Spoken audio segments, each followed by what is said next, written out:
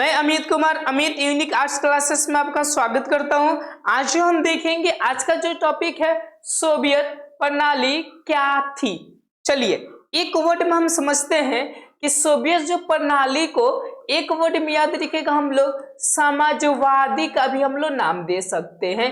एक प्रकार के समाजवादी थी। आखिर ये उत्पन्न हुआ क्यों, ये सारी चीजों के बारे में बता देते। कभी कभी पूछ देता है कि सोवियत प्रणाली क्या होती है, पूछेगा तो कितने नंबर का, 2 नंबर का। तो देखिए ध्यान से मैं आपको बताता हूं। सोवियत प्रणाली देखिए वैसे प्रणाली जिसमें पूंजीवाद व्यवस्था का विरोध किया गया तथा समाजवादी व्यवस्था को महत्व दिया गया, उसे सोवियत प्रणाली कहते हैं।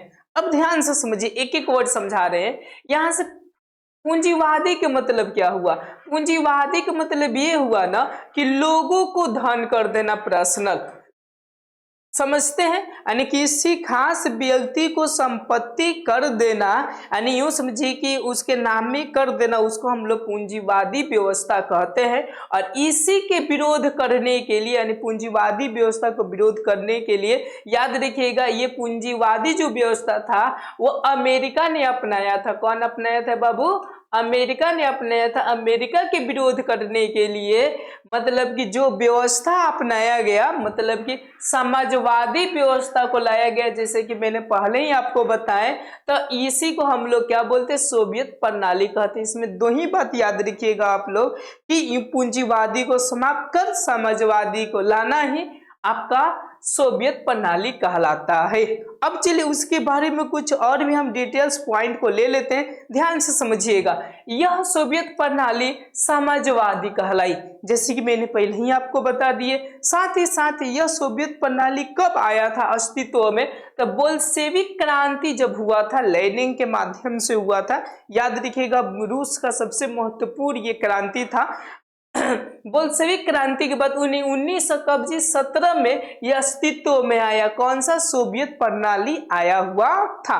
देखिए अगले हम पॉइंट की बात करते हैं कि सोवियत प्रणाली के जितने भी निर्माणकर्ता थे वह राज्य और पार्टी के संख्या को, संख्या नहीं, संस्था को याद रखिएगा, संस्था को क्या किया था? प्राथमिक दिया था।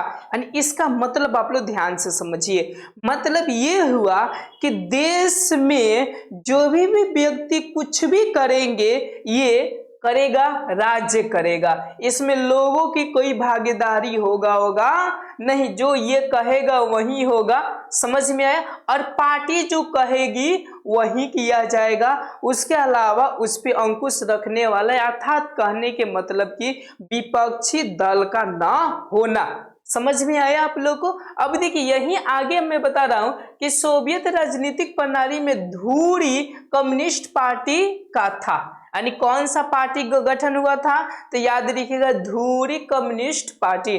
जिस तरह हमारे यहाँ भाजपा की पार्टी है, कांग्रेस की पार्टी है, समझ में आ रहा है ना? ठीक उसी तरह सोवियत संघ जो था आपका, जैसा कि मैं आपको इमेज के तौर पर दिखा दूं कि सोवियत संघ आखिर कितना बड़ा था।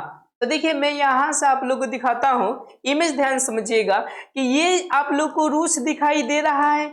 मैं इमेज का कर लेता हूं, थोड़ा सा चेंज कर लेता हूं। देखिए ये आपको रूस स्पष्ट रूप से आपको दिखाई दे रहा है। इतना दूर मिला कि ये पूरे के पूरे जो था यही था सोवियत प्रणाली। याद रखिएगा ये कौन सा था आपका? सोवियत प्रणाली था, जिसमें सिर्फ पार्टी का महत्व दिया गया, कोई विपक्षी दल रखा नहीं गया था। समझ में आ गया? यानी जो करेगा सो राज्य ही करेगा। चलिए आगे बताते हैं, और ये हमेशा बोर्ड मॉडल ही क्वेश्चन होता है। नेक्स्ट देखिए, नेक्स्ट क्या बोल रहा है, ध्यान से समझिएगा कि पूर्वी यूरोप में सोवियत संघ के अंकुश में आ गया। पूर्वी जो यूरोप है, पूर्वी जो क्या था बाबू? यूरोप। जैसा कि आप लोग देख सकते हैं कि ये सब जितना है इधर इधर वाला आप लोग को दिखाई दे रहा है, इतना, ठीक है ना? पूरे के पूरे पर कब्जा कौन किया जी? रूस करने लगा। कौन करने लगा जी बाबू? रूस। ये मनमाही काम यहाँ से क्या करने लगा? जारी करने लगा। ओके, अब देखिए सोवियत संघ को याद रखिएगा ये इतना ग्रोथिंग किया ना कि इसको दूसरी दुनिया भी कहा जाता है। सोवियत संघ को क्या कहा जाता है जी बाबू? दूसरी दुनिया भी कही जाती है। आप लोग को समझ में बहुत बेहतरीन तरह से आया होगा। अगर बेहतरीन तरीका से आया होगा तो आप लोग क्या कीजिए? लाइक सब्सक्राइब और अपने दोस्तों के साथ शेयर करना ना भूले। धन्यवाद।